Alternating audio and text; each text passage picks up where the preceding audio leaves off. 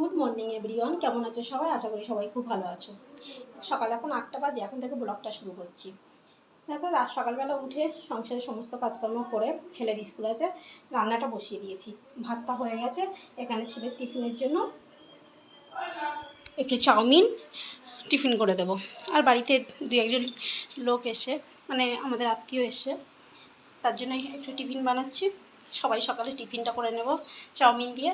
তো চলো এখন থেকে ব্লগটা দেখতে থাকো। দেখুন, সকালে বললাম না একটু বেরোবো, কাজ আছে, তাই একটু বেরিয়েছিলাম। এবার কাজটা মিটিয়ে আবার ঘরে যাচ্ছি। ঘরে গিয়ে ছেলেকে রেডি করতে হবে, রেডি হব, হয়ে ছেলেকে নিয়ে আবার স্কুলে যাব। তো চলুন, 10টা বাজে, তাড়াতাড়ি করে বেরোতে হবে। দেখো, 12টা 20 বাজে, এখন আবার তোমাদের সামনে আসলাম। গুড আফটারনুন সবাইকে। সেই যে সকালে বেরিয়েছিলাম, তারপরে বাড়ি এসে আর তোমাদের সাথে কথা হয়নি।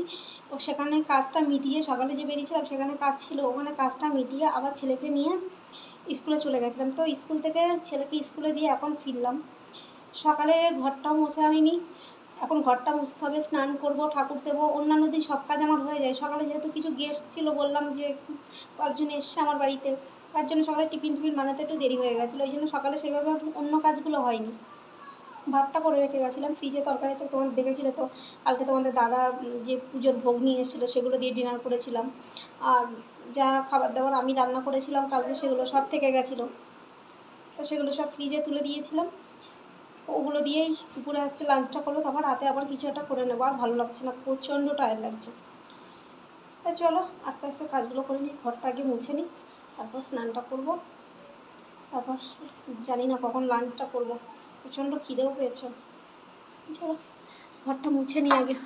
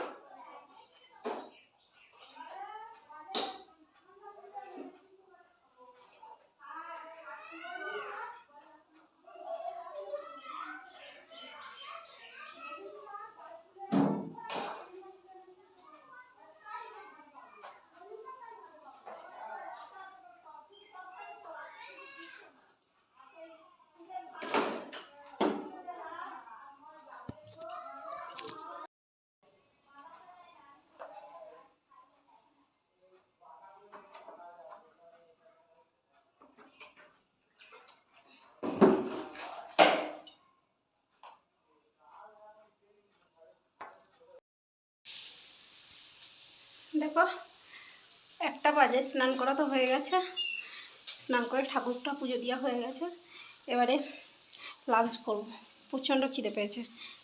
লাঞ্চটা করে নিই। ওইদিকে খাবারগুলো সব গরম বসিয়ে দিয়েছি, খাবারগুলো গরম করে লাঞ্চটা করে নেব।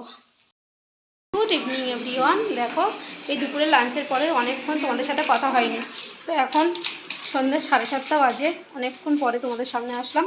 কারণ মেয়েটার খুব শরীর খারাপ গো, ওই জন্য মনটাও খুব একটা ভালো নেই। হঠাৎ করে মেয়েটার জ্বর এসছে। তো দেখো, এই যে চোখ মুখগুলো কেমন বসে গেছে। তো এবার সন্ধ্যাবেলা একটু চা খেতে ইচ্ছে হচ্ছে। এমনি সারাদিনে খুব ক্লান্ত ছিলাম, তো চলো একটু চা খাই। দেখো, চা খাওয়ার পরে আমি একটু ডাল বসিয়ে দিয়েছিলাম। দুপুরে তো তরকারি করিনি, তো দুপুরে তো কালকের তরকারিগুলো ছিল, আমি খেয়ে নিয়েছিলাম। এখন রাতে তো কিছু করতে হবে, তো ভাত তো আছে, তো একটু ডাল বসিয়ে দিয়েছি আর আলু সিদ্ধ। তো ডাল আলু সিদ্ধ দিয়ে রাত্রেও খেয়ে নেবো, আর একটু ডিমের অমলেট করে নেবো। তো এই দিয়ে রাতে ডিনারটা করে নেব। আর তেমন কিছু করবো না, কালকে আবার যা রান্নাবান্না হবে। বুঝতেই পারছো, মেয়েটারও শরীর খারাপ, ছেলেটারও শরীরটা খুব একটা ভালো নেই, আর নিজেও খুব ক্লান্ত হয়ে গেছে আজকে। তো চলো, এই যে ডালটা এখানে বসিয়ে দিই। এই যে ডালটা এখানে একবারেই বসিয়ে দিয়েছি, ডালটা হতে থাক। রাত এখন 10:30 বাজে, ডিনার তো কমপ্লিট করে নিয়েছি। কারণ মেয়েটার তো জ্বর, মেয়েটা খুব জ্বালাতন করছে, ওকে নিয়ে আমি সেরকম কিছু করতে পারছি না। তাও একটু ঘুমিয়েছে, ওকে খাইয়ে ঘুম পাড়িয়ে দিয়েছি, তার মধ্যে ছেলেকে খাইয়ে দিয়েছি, আমি নিজেও খেয়ে নিয়েছি। তোমাদের দাদাভাই তো বাড়ি নেই, কালকে বাড়ি এসেছিলো, আবার সকালেও চলে গেছে। তো ছেলে আর আমি ডিনার করে নিয়েছি। আর ডিনার কি করেছি আপনারা তো দেখেইছেন, দুপুরবেলা তো সেভাবে রান্নাবান্না হয়নি। আর রাতে ডাল, আলু সিদ্ধ আর ডিমের অমলেট করে নিয়েছি, এই দিয়ে রাতে খাওয়া দাওয়াটা করেছি। তো কালকে ঠিক করে রান্নাবান্না করব। আজকে ভালোও লাগছিল না, ছেলেটারও শরীর ভালো না, মেয়েরও শরীর ভালো না, ওই জন্য সেভাবে আর কিছু করা হয়নি। তো আর একটা জিনিস আপনাদের সাথে শেয়ার করা হয়নি, সেটা হচ্ছে কিছু জিনিস কিনেছি, সেগুলো তোমাদের দেখানো হয়নি। তো সেগুলো কালকের ব্লগে দেখাবো। তো আজকের ব্লগটা এখানেই শেষ করছি। আপনারা সবাই সুস্থ থাকবেন, ভালো থাকবেন। দেখা হবে একটা নেক্সট ব্লগে। Tata, good night.